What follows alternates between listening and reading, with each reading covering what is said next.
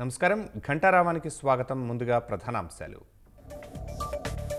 రాష్ట్రంలో ప్రతి వర్గం నష్టపోయిందన్న చంద్రబాబు. ఏపీని దెబ్బతీసిన వైకాపాకు ఒక్క సీటు కూడా రాకూడదని పిలుపు. తెలుగుదేశం విరాళాల వెబ్సైట్ ప్రారంభించిన చంద్రబాబు. ఎన్ఆర్ఐలు వచ్చి రాష్ట్రం కోసం పనిచేయాలని విజ్ఞప్తి.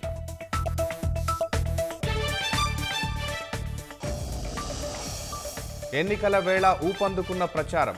ఇంటింటికి తిరుగుతూ ఓట్లేయాలంటూ నేతల అభ్యర్థన.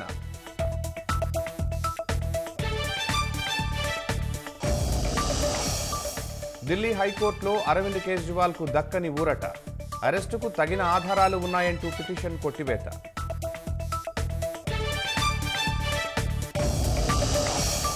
మోదీ పాలనలో సరిహద్దులు సురక్షితంగా ఉన్నాయన్న అమిత్ షా.